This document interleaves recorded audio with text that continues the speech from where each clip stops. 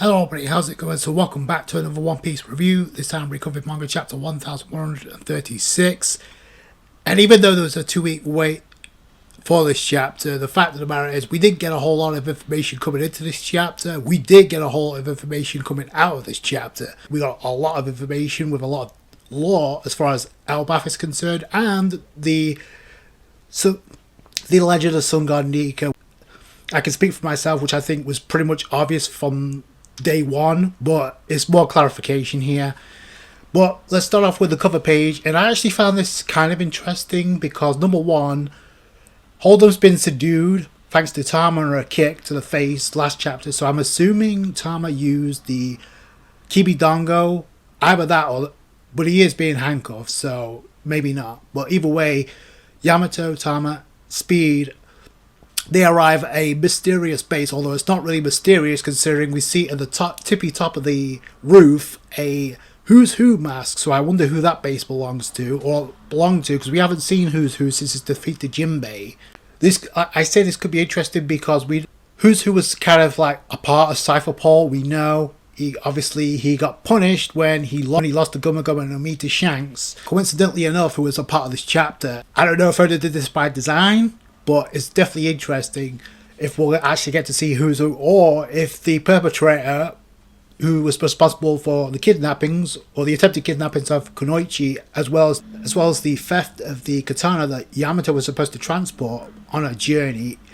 So I hope that's what it's leading towards, because the closer we are to finding that out, the closer we are to finding out if it'll become important down the line involving this Yamato cover story.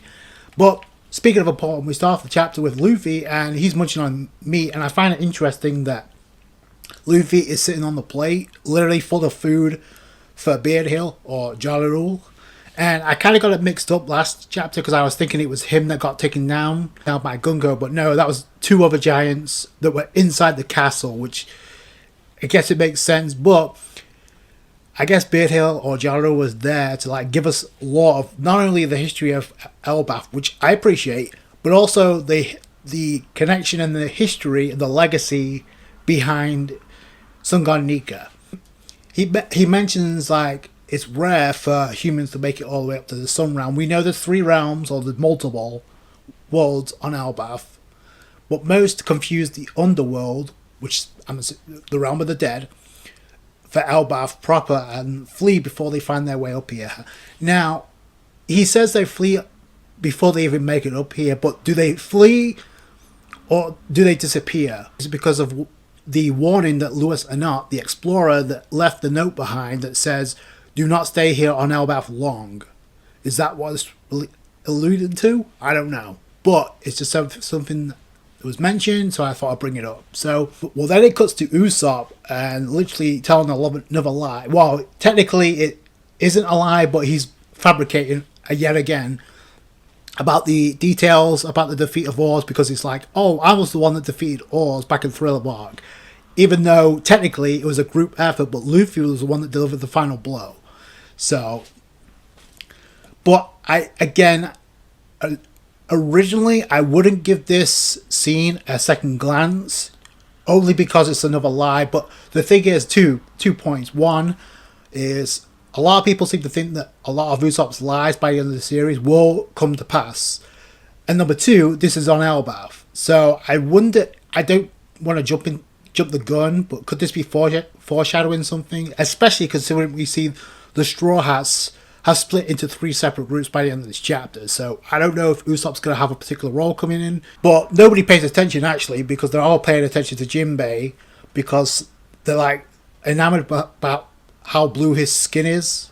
But then Jinbei responds, oh, you should see Fishman Island and the skin tones that exist on there, which there's another giant that says, I really wanted to see a mermaid, which I wonder if that's some type of foreshadowing, because remember, we did get the warning from Vegapunk that the world will get sunken into the ocean before long because of the ancient weapons that still exist.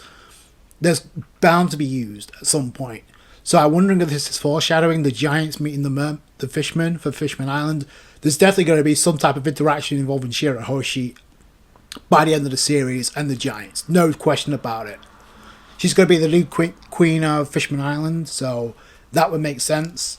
And consider what we found out about this chapter of involving Elbaph and then almost becoming part of the world. And but obviously things went awry, and we found out in the last chapter that they're not affiliated with the world government, but it's not open to the world yet. So I wonder if that's foreshadowing something. It could be. But then Sanji jumps in as the cheerleader for Mermaid Cove, and I find it interesting because we literally got past that scene where by having overloaded nosebleeds, one of them was obviously from seeing the mermaids, and we got past that scene in the remastered version of Fishman Island, so I wonder if that's just another shout out from Oda. They also ask questions about Brook, but then Rodo reappears, scaring the hell out of Nami, and Zoro doesn't budge, but apparently he ends up becoming Nami's newest slave by the end of this chapter, alongside Zeus and Sanji.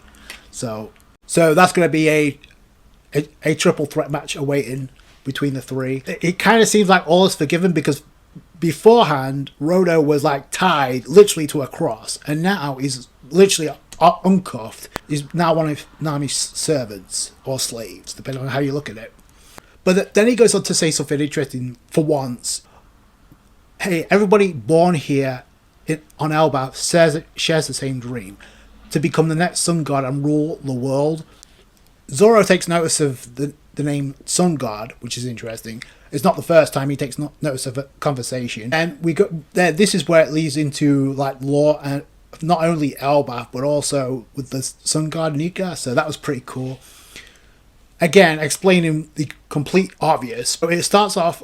There's different descriptions of how they feel, how they revere Nika. As far as he's the god of liberation, more like god of destruction, and then he's also nicknamed the god of laughter. Which technically, I guess it's all 3 in 1 if you technically think about it. Then it leads into bickering between the giants, and then it turns into a full-on scrap. Luffy is like, oh, it's getting rowdy. But he actually asks, what's this god about? And for the first time ever, he's actually asking about the sun god Nika. And it kind of reminds me of what happened on Egget Island with Emmet. Even though Emmet was talking about, hey, it's nice to see you again, Joy Boy. You saw Luffy looking away because he was thinking Emmet was talking to somebody else, even though he was talking directly to Luffy, the reincarnation of Joy Boy. But here we get a similar situation, only this time Luffy's actually asking an important question. And it's Jarl with the sword sticking in his head, by the way, that actually responds. The transcripts are recognized as Harley, which is also in archaic language, which is morphology. So it's transcribed in different languages or different text in this case. So it's been passed down for generations. The legends are written in archaic language. So therefore, there have been countless interpretations of what it represents. So Jaro goes on to say, no one can say for sure which translation is accurate. And this is the result. According to the Harley text, the world has been destroyed twice before. And the name Sun God Nika was involved in both instances. At this point, it should be kind of obvious what this is leading to, if it wasn't already. Who can say if he was the world's savior, or the great destroyer who brought this world crashing down? All we know is that he heralds great change, which technically is right, because he left his legacy behind in the form of the Nika fruit. So the rulers of the day always tend to fear Nika's return. And who are these rulers? The rulers of the world, aka the world government. But then I like this tidbit in response from Luffy, because it's like, oh, the guy Bonnie mentioned, so he kind of acknowledges what Bonnie was saying to him back on Egget Island, so I actually like that. But then Jaro goes on to say, yeah, the sun god has become a symbol. Then he goes on to literally describe the form of Gear 5th to Luffy. And Luffy's like, oh, no wonder everybody's saying I look similar, but I'm sure he's got nothing to do with me. So in one instance, he's kind of acknowledging that he looks like Nika, but at the same time, he's kind of brushing it off. Typical Luffy and typical Oda. But my question is this, okay, so Luffy knows he looks like Nika, but where is this going to lead?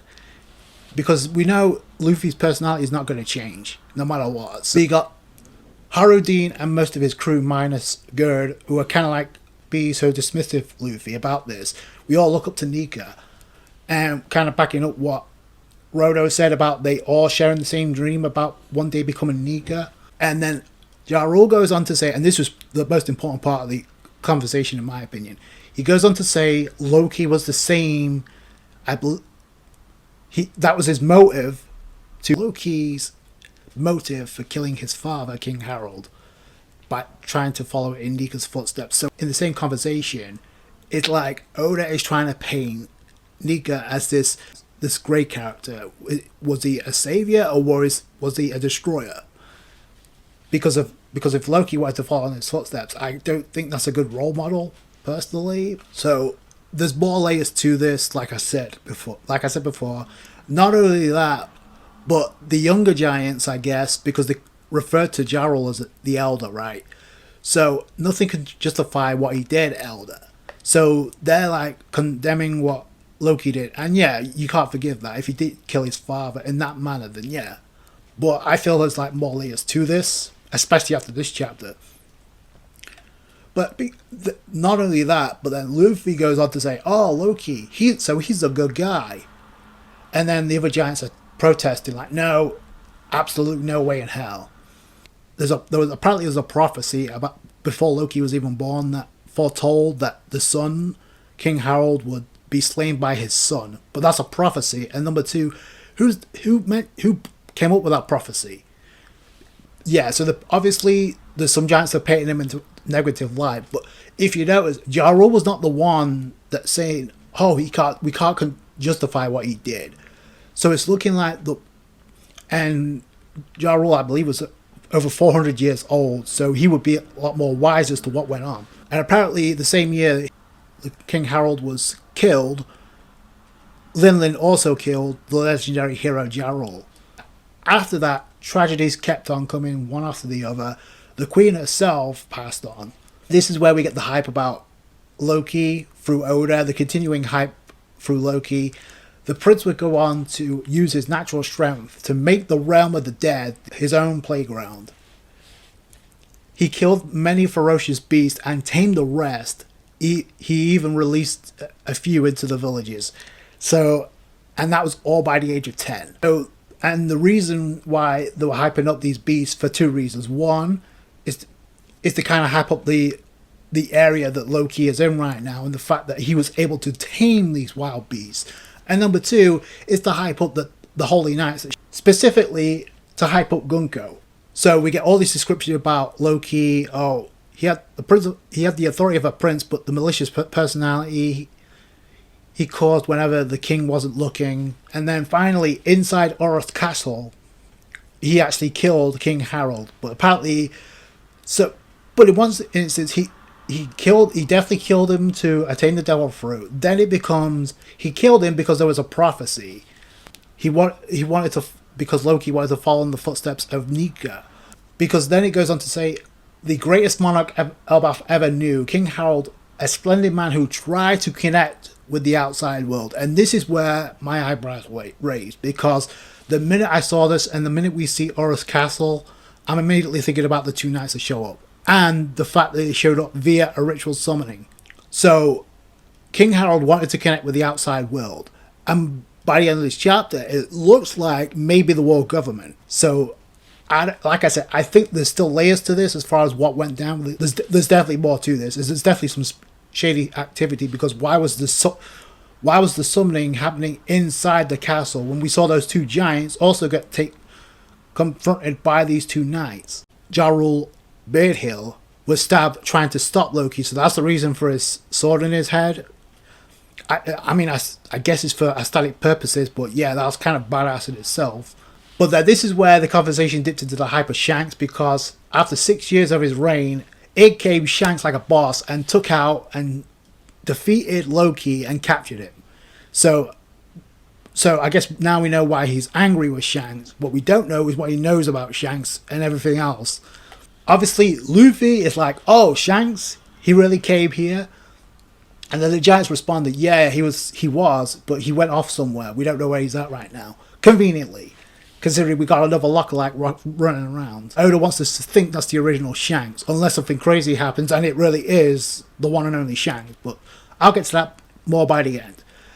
Zoro takes notice of another conversation for the second time in this chapter, and this leads into a very, very good conversation, and the one I've been calling for, involving Luffy and the Straw Hats, at least some of them, about what Luffy's intentions are. Good to know Zoro called him out on that because he knew you were acting on edge earlier. That explains it. But obviously Loki told you a lie just to manipulate you.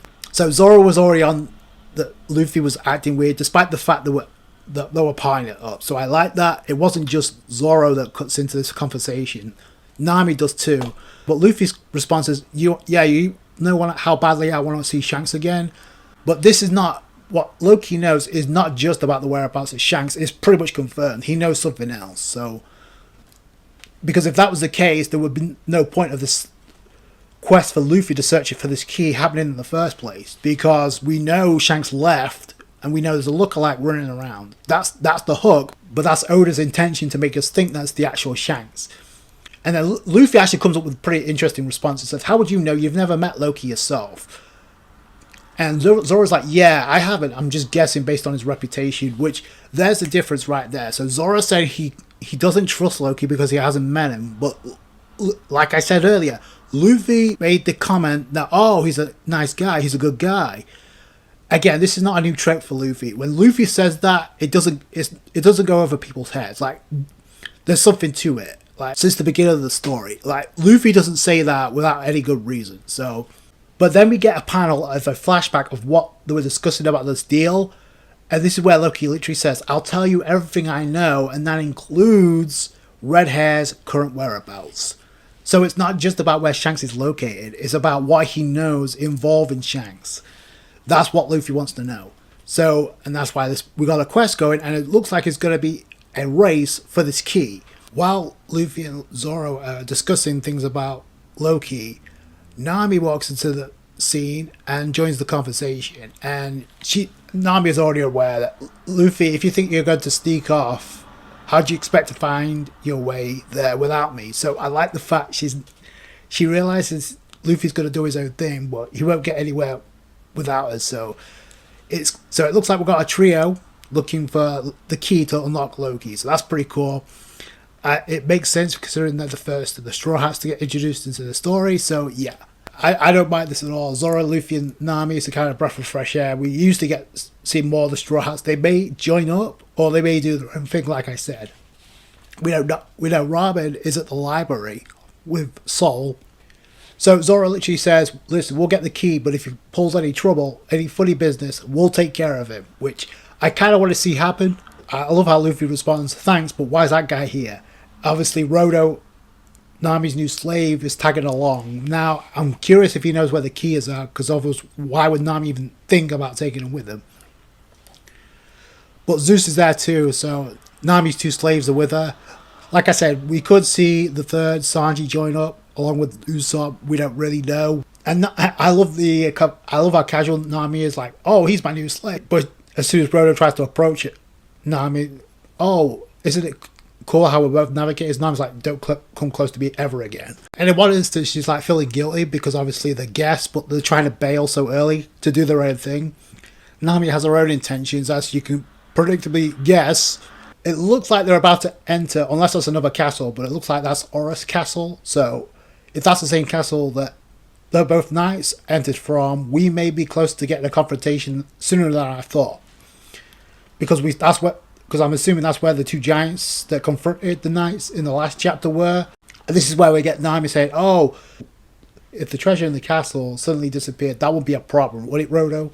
So obviously Nami has treasure on the mind, but obviously the main objective is to get the key to unlock the shackles to Loki. But I like the fact it's because what Loki knows is important to Luffy, so therefore it's important to them. So I like that. Even though it is underhanded, but I like the fact that Luffy kind of discussed this before he went off on his own. Even though Zoro and Nami pretty much caught on to what Luffy, something was up, so I also like that fact too. There we cut to the realm of the dead. Speaking of Loki, he's confronted by the two knights, and it's confirmed they are holy knights.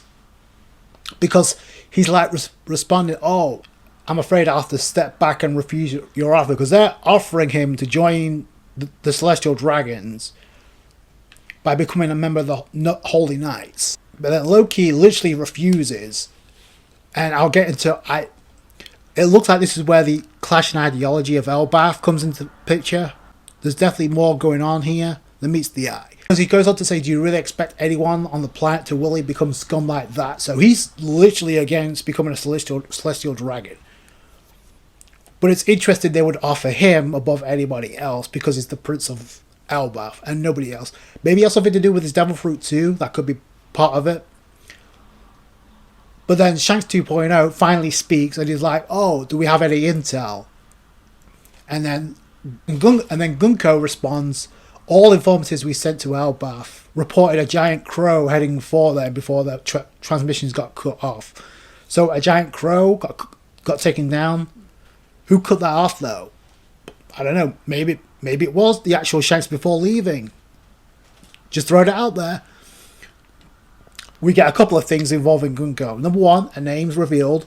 Two, her appearance is kind of revealed. Although I have to say, her aesthetic design looks badass, honestly. She looks like a war soldier, honestly. With the helmet and then the jacket and the cape. Looks badass.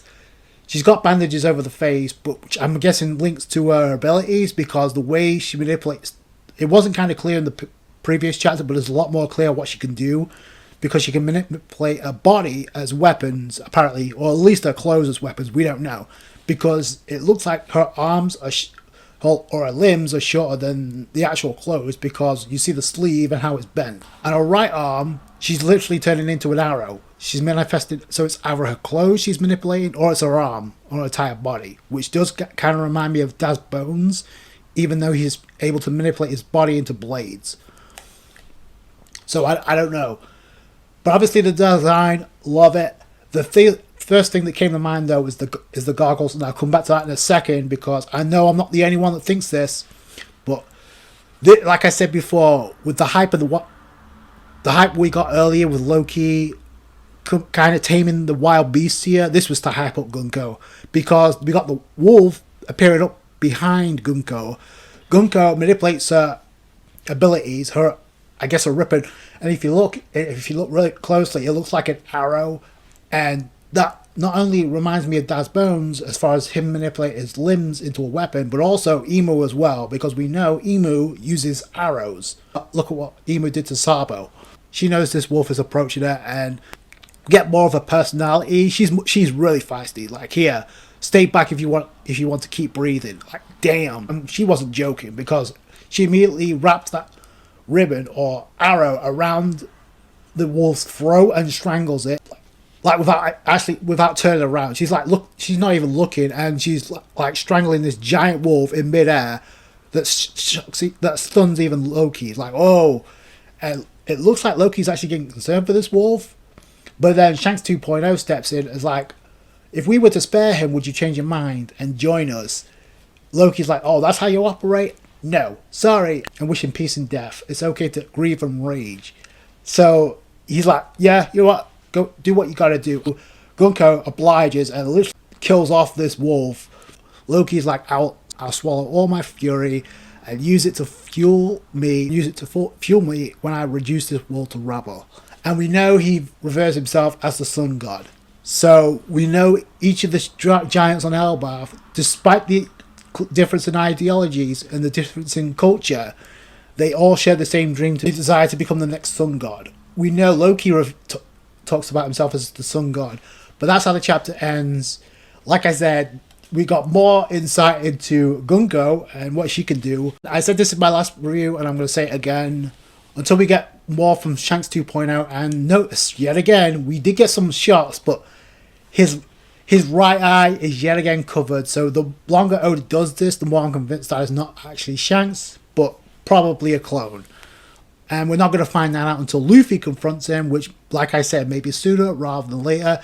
But the hype here was for Gunko, and like I said in the last review, Gunko has got my attention, even from last chapter. Now, more specifically than ever, we get more from her personality. We get more from what she can do as far as abilities are concerned. Like I said, it looks like a mixed bag of Daz Bones and Emu. Only this time, it's not only Gunko is not in silhouette. But if this is what Gunka could do, you can only imagine what Shanks 2.0. But my interest is with Gunka right now, as far as what she's all about. And I say that because of the design, and I know I'm not the only one that's thinking this right now. Like I said, the design, her outfit is badass. She looks like a soldier ready for war. She has like her left eye is like different from her right. She's got a strange ability going on, so more intrigue there. So I want to know more about that. Plus, she has goggles over the helmet she's wearing, goggles over the hat she's wearing. And initially, last chapter, people, and I mentioned this, like a lot of people want to like relate this character to having a connection with Nami.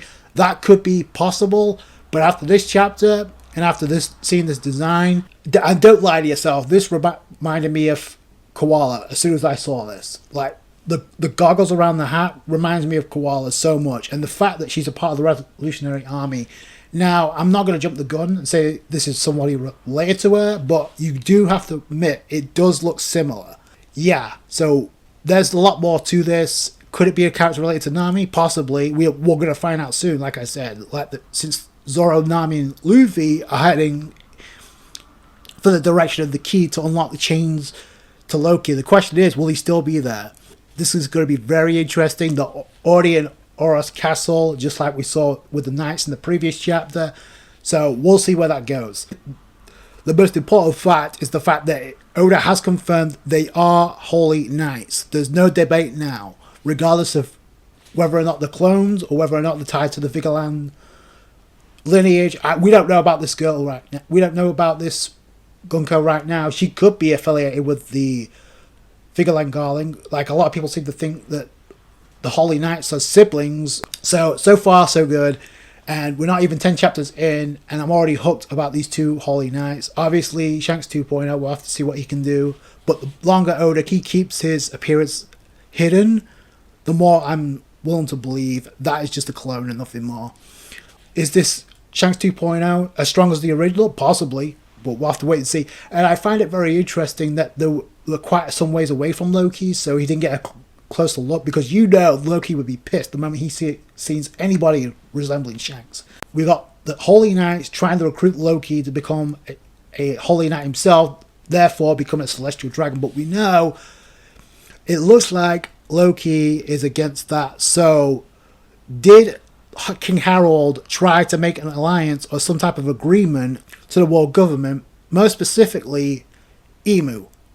Is that why the Holy Knights are here? King Harold had good intentions, but he wanted to kind of drown out the image that Elbaph has about being a one-sling country. Like, this goes back to the difference in ideology and culture that's going on right now on Elbaph with the kids. So yeah, I definitely think there's something to this. There's something definitely more going on here than meets the eye. But speaking of eye, what do you think that eye is about when it comes to Gunko? Like I said, this chapter did more to give more intrigue on Gunko than it did Shanks 2.0, in my opinion. But let me know what you guys think down below. I thought it was a great chapter.